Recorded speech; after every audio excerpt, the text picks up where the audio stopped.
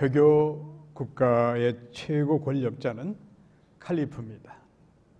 이슬람 문화권에서는 이 칼리프가 입법, 사법, 행정 그 모든 것을 한 손에 거머쥐는 막강한 최고 종교 지도자가 됩니다. 옛날 아라비아의 어느 회교 국가에 서서 있던 칼리프의 이야기입니다. 그에게는 평생을 두고 자신을 즐겁게 해주었던 유명한 피에로 광대가 있었습니다. 잘 해나가던 이 피에로가 어느 날 그만 입에 담지 못할 말실수를 하게 됩니다. 이에 대노한 칼리프는 당장 저자를 처형시키라고 명령을 합니다. 하지만 칼리프는 가만히 생각해 보니 자신을 위해서 즐겁게 하기 위해 평생을 바친 이 피에로를 그냥 죽이기는 좀 마음이 언짢아서 그래서 한 가지 자비를 베풀어 주고자 합니다. 칼리프는 광대에게 이렇게 말합니다. 내가 이제 너를 죽일 것인데 죽는 방법은 내 스스로 선택하라. 화형을 당하든지 아니면 교수형을 당하든지 내가 원하는 무엇이든지 스스로 선택하라고 기회를 주었습니다. 이제 형장에 세워놓고 모래시계를 거꾸로 세워놓고 이제 마지막 결정을 하도록 피에로에게 명령합니다. 모래시계의 모래가 줄줄줄줄 밑으로 내려갑니다.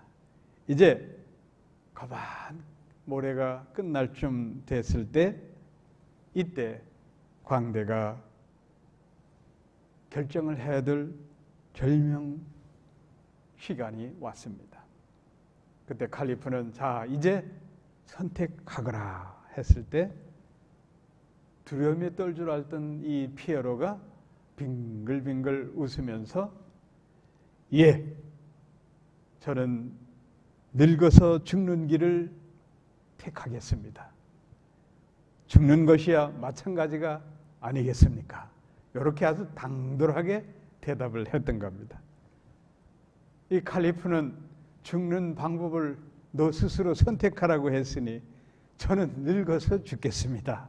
그렇게 대답을 하니 이 칼리프도 어쩔 수 없이 살려주게 되었던 겁니다. 여러분, 온 백성의 충앙을 받는 최고의 지도자 칼리프가 이 피에로에게 바보처럼 당하게 된 겁니다. 지혜로운 사람은 언제나 가능한 일과 불가능한 일을 구별할 줄을 압니다. 그래서 가능한 일이 판단될 때에는 자신의 온 정성과 뜻을 모아서 그 뜻을 극대화시켜서 큰 일을 해냅니다. 그러나 반면에 불가능한 일이라면 그렇게 판단이 설 때는 그 사실을 수용하고 그대로 현실을 받아들입니다. 그러나 많은 어리석은 사람들은 이렇게 현명하지 못합니다. 어리석은 사람일수록 아주 쉬운 일을, 가능한 일을 아주 시시하게 여기고 하찮게 여기고 하지 않으려고 합니다. 오히려 불가능한 일에 목숨을 걸고 그 일에 도전을 하다가 실패를 맛봅니다. 세상이 이토록 어리석은 사람들이 없을 것 같지만 생각보다 이렇게 어리석은 사람이 지혜로운 사람보다 더 많습니다. 그래서 성공한 사람보다 실패한 사람이 많이 나오게 마련입니다. 사랑하는 성도 여러분, 내 자신이 어리석어서 제대로 판단을 못할 때 어떻게 해야 되겠습니까? 우리는 지혜로운 현자, 선생님의 조언을 받아야 됩니다. 그런 일을 일상화하고 사는 민족이 유대 사람들입니다. 유대인들은 자신의 앞길을 열어줄 인생의 등불로 여기는 분이 랍비입니다. 유대인들은 랍비를 단순한 종교 지도자로 생각하지 않습니다. 랍비는 역사, 철학, 문학, 과학, 생물학, 의학, 심리학 모든 학문을 두루 섭리한 최고의 학자로 봅니다. 유대인들이 자녀들을 많이 낳는 이유가 있습니다. 그 이유 중에 하나가 그 많은 자식들 가운데 똑똑한 랍비 하나를 만들고 싶어서 자식들을 많이 낳습니다. 랍비들의 주옥 같은 지혜를 묶은 책이 바로 탈무드입니다. 탈무드에 이런 이야기가 있습니다. 먼 예루살렘을 떠난 아들을 둔 부자 노인이 있었습니다. 자녀라고는 그 외아들밖에 없습니다. 너무 먼 거리에 있어서 예루살렘에 갈 수도 없는 그런 차에 병이 들었습니다. 이제 죽을 병에 걸려서 오늘 내일 이제 하루하루를 사냐 죽으냐 이렇게 보내는 나날이 이어지고 있었습니다. 아들을 불러서 유언할 시간도 없습니다. 그리고 유서를 써야 되는데 유서를 쓰게 되면 자기 밑에 있는 집안의 종들이 그 유서장을 찢어버리고 서로 재산 다툼할 것이 뻔하였습니다. 그러던 차에 이 노인은 지혜로웠습니다. 지혜를 하나 생각합니다. 그 많은 종들 가운데 건장하고 똑똑하고 리더격인 종 하나를 불러서 이렇게 유서를 씁니다. 너에게 내 모든 재산을 주겠노라. 아주 한 센터에서 간단한 이야기입니다. 이 간단한 편지를 써주고 예루살렘에 유학 중인 내 아들한테 갖다 보여라. 그러자 이 종은 이 노인이 나에게 모든 재산을 주는구나. 너무 기뻤던 거예요. 그러니까 즐거운 마음으로 예루살렘에 가서 노인의 아들한테 이 증서를 보여줬어요. 유서장을 본 아들은 너무 황당했던 겁니다. 아버지의 그 많은 재산을 이 종에게 주라고 해서 유서 한 장 달랑 남은 것 너무 황당했던 겁니다. 그래 고민 끝에 일을 어떻게 하면 좋을까 생각하다가 랍비를 찾아갑니다. 그때 랍비는 이 아들에게 이 어리석은 자여 내 아버지의 재산을 다 물려받은 그 종을 내 종으로 삼으면 된다. 아주 간단히 가르쳐 준 겁니다. 지혜로운 아버지. 그 얽히고 설키고 복잡하게 느껴졌던 어려운 문제를 해결해 준 지혜로 알려주는 랍비. 이게 탈무드의 중심이 되는 겁니다. 사랑하는 성도 여러분, 우리는 이 땅을 살아가면서 많은 지식과 경험과 여러 가지 기술이 필요합니다. 그러나 가장 한 가지만 택해야 될 게 뭐냐? 지혜를 배워야 되는 겁니다. 영국의 사상가 토마스 칼라일은 이런 말을 했습니다. 사람에게 제일 무서운 것은 행운과 행복이 없다는 것이 아니라 지혜가 없다는 것이다. 인생을 좀 산 사람은 잘 압니다. 재물보다 지식이 소중하다는 것을 알고 지식보다는 지혜와 명철한 판단이 더 소중하다는 사실을 잘 압니다. 오늘 본문에서 사도 야고보는 우리에게 이렇게 질문합니다. 본문 야고보서 3장 13절 말씀. 너희 중에 지혜와 총명이 있는 자가 누구냐? Who is the wise and understanding in you? 너희 중에 지혜 있는 자가 누구냐? 이렇게 반어법으로 질문을 합니다.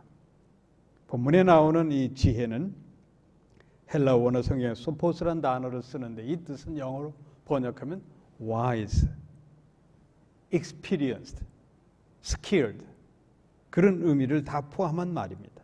그리고 총명, 에피스테모는 이 단어는 영어로 understanding, 이해심인 겁니다. 이해심. 그러니까 지혜와 이해심, 이런 것을 두루 갖출 수 있는 건 뭐냐? 유대인들은 이러한 사상을, 히브리 사상에서는 하나님의 말씀을 듣고 훈련받은 사람이 갖는 것이다, 이렇게 정의를 하는 겁니다. 이런 사람들은 유대 사회에서는 랍비들입니다. 랍비는 고매한 인격을 갖추고 지능과 기술과 이성과 양심과 그 모든 것을 포괄할 수 있는 그런 현자. 이 현자는 무엇을 갖느냐? 스피리추얼, 영성의 능력을 가진 자를 가리키는 겁니다. 포괄적인 지능과 학식과 도덕까지 겸비할 수 있는 것은 뭐냐? 우리가 성경적으로 볼 때는 바로 신앙에 근거하는 겁니다. 오늘 본문에 보면 13절에서 그런 선행으로 말미암아 지혜와 온유함으로 그 행함을 보일지니라 라고 말씀합니다. 사도 야고보는 지혜의 근원이, 이 말씀의 의미는 믿음에 있고 지혜의 온유함은 행함의 믿음에 있다는 뜻인 겁니다. 지혜의 온유함은 어디서 오느냐? 하나님을 경외함으로 그게 내 삶의 경건 생활로 드러나는 것, 그게 지혜의 온유함인 겁니다. 바로 사도 야고보가 강조하는 행함의 믿음의 결실인 겁니다. 사랑하는 성도 여러분, 우리가 경건 생활을 몸에 익혀야 되는 여러 가지 이유들 중에 하나가 뭔가 하면은 하나님으로부터, 위로부터 내려주시는 지혜를 받기 위해인 겁니다. 말씀과 기도의 경건 생활, 하나님 말씀을 읽고 듣고 묵상하고, 그리고 하나님께 내가 어리석어서 하나님의 지혜와 명철함을 달라고 기도할 때에 그때 우리가 지혜와 총명을 얻을 수가 있는 겁니다. 그러니까 경건에서 지혜를 얻고 믿음에서 총명을 얻는 겁니다. 고매한 지식이나 윤리적 행위로 지혜자가 되는 게 아닙니다. 세상 사람들은 다양한 지식을 습득하고 그것을 실생활에 적용해서 얻은 경험, 그 경륜을 지혜로 생각하는데 성경은 달리 얘기합니다. 성경은 지식과 지혜가 근본부터 다르다는 것을 말씀하고 있습니다. 지식은 인간의 노력으로 얼마든지 구할 수가 있습니다. 그러나 지혜는 우리의 노력 그 이상의 위로부터 내려주시는 하나님의 선물이라는 사실을 알아야 됩니다. 그러니까 믿음이 없는 사람은 위로부터 하나님께서 내려주시는 지혜를 받을 수가 없는 겁니다. 똑똑할진 몰라도 하나님이 우리에게 주시는 지혜는 하나님의 선물로 받아야 되는 거예요. 지식이 많다고 꼭 지혜로운 사람이 되는 것은 아닙니다. 또 많이 배웠다고 지혜로운 사람이 되지 못합니다. 지식인이라고 자부하는 사람들 가운데 보면 그 온고집 때문에 실제 말과 행위에서 보면은 시골 촌부보다 더 어리석게 행동하는 사람들이 있습니다. 자기 지식과 경험을 지혜로 착각하는 것, 그런 어리석은 지성인들이 많습니다. 하나님은 우리가 지식인이 아니라 지혜자가 되기를 원합니다. 우리 그리스도인들은 지식과 지혜를 구분할 줄 알아야 돼요. 지식과 지혜를 한마디로 구분한다면 지식은 내가 알고 있는 경험과 지식과 능력을 바탕으로 무엇을 할까, 여기에 집착되는 거예요. 지혜는 내게 닥친 일들을 어떻게 할까, 하나님께 구하는 그런 믿음의 행위에서 지혜를 찾는 겁니다. 지식은 쪼개고 분석하는 능력이 있습니다. 그러나 지혜는 인간의 전체적인 면, 통찰력을 갖게 되는 거예요. 지식은 평면적일 수 있는 거예요. 평면적이죠. 그러나 지혜는 모든 걸 입체적으로 볼 수 있는 하나님이 주신 은사인 겁니다. 사랑하는 성도 여러분, 성경은 지혜의 뿌리가 하나님께 있다고 분명히 말씀합니다. 지혜왕 솔로몬은 잠언서를 기록해서 후세에 오늘날까지 우리에게 하나님의 백성이 어떻게 하면 지혜롭게 살 수 있는가에 대한 주옥 같은 말씀들이 수록되어 있습니다. 잠언서의 키워드가 잠언 1장 7절 말씀입니다. 따라하시기 바랍니다. 여호와를 경외하는 것이 지식의 근본이거늘 미련한 자는 지혜와 훈계를 멸시하느니라. 지혜의 근원이 어디 있습니까? 우리가 하나님을 경외함으로써, 영어 성경에 fear to the Lord, 하나님을 두려운 마음으로 섬겨 나아갈 때 위로부터 받는 게 지혜입니다. 그런데 잘났다고 똑똑하다고 하는 사람들은 그것을 멸시한다고 그랬어요. 그래서 어리석은 자가 되는 겁니다. 분명히 우리는 알아야 됩니다. 여호와 하나님을 경외하는 것이 지혜의 근본이라는 사실을 명심해야 됩니다. 따라서 경건 생활을 통해서 우리는 이 지혜를 가지고 살아야 되는 겁니다. 하나님을 경외하는 것은 우리의 경건 생활 자체를 말하는 겁니다. 그럴 때에 오늘 우리에게 하나님은 신령한 지혜와 명철한 판단을 주십니다. 사도 바울도 골로새 있는 성도들에게 지혜와 총명을 너희들이 받도록 내가 지금 끊임없이 기도하고 있다고 밝힙니다. 골로새 1장 9절에 보면 너희를 위하여 기도하기를 그치지 아니하고 구하노니 너희로 하여금 따라하시기 바랍니다. 모든 신령한 지혜와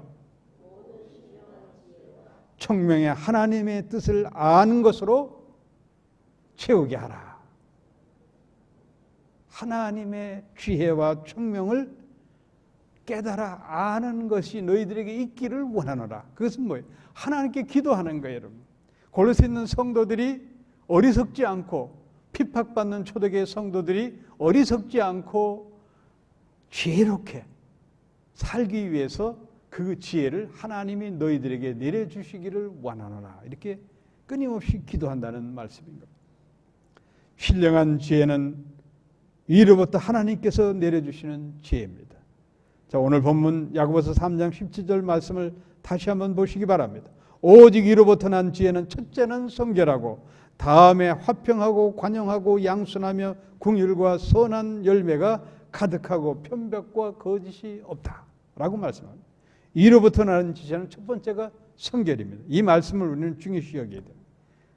이 성결은 예수 그리스도가 십자가의 화목제물로 죽으시고 우리 죄를 말끔히 씻어준 그 상태를 성결을 말하는 겁니다. 그러니까 예수를 잘 믿는 사람이래야 하나님께서 위로부터 내리신 지혜를 얻을 수가 있는 겁니다. 그리고 예수님은 산상보훈에서 우리에게 건축자의 비유를 통해서 산상보훈의 결론의 말씀을 지혜롭게 살라고 결론의 말씀을 내고 있습니다. 마태복음 7장 24절에 보면 그러므로 누구든지 나의 이 말을 듣고 행하는 자는 그 집을 반석에 지은 지혜로운 사람 같으니라고 말씀하는 거예요.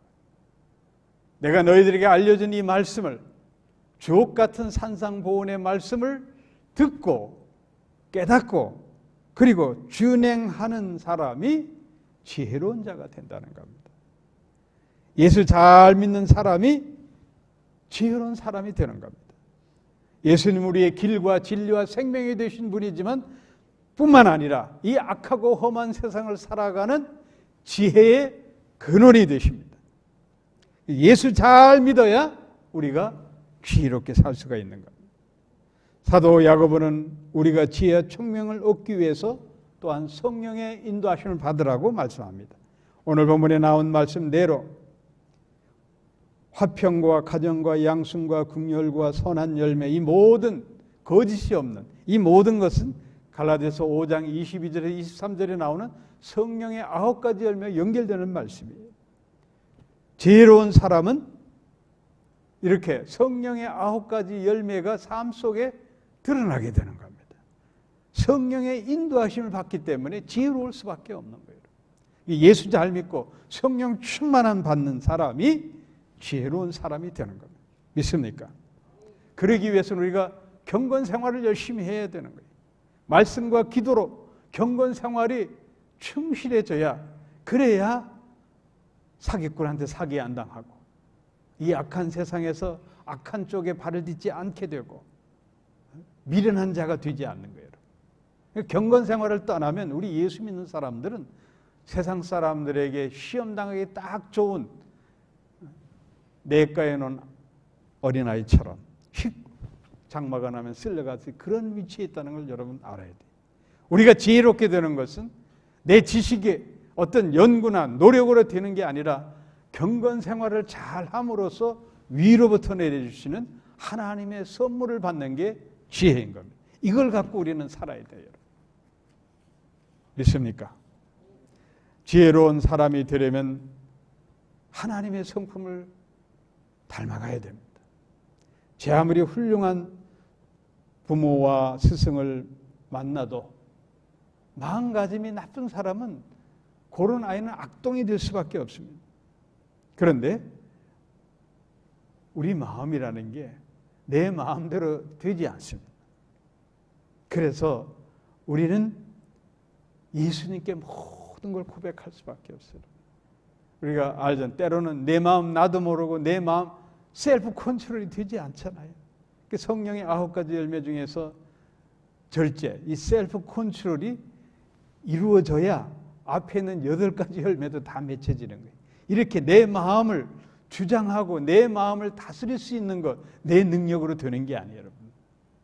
그래서 우리는 주 예수 이름으로 성부 하나님께 기도하고, 주여, 이 정욕과 세상적이고 오늘 본문에 나온 마귀적인 이런 복잡하게 돌아가는 이 마음속을 주 예수의 보혈로 말끔히 씻어주시고 성령님께서 내 마음에 충만해 성령의 전이 돼서 그 은혜 속에 내가 살아가게 하옵소서. 이렇게 기도할 때에 지혜로운 사람이 될 수가 있는 겁니다.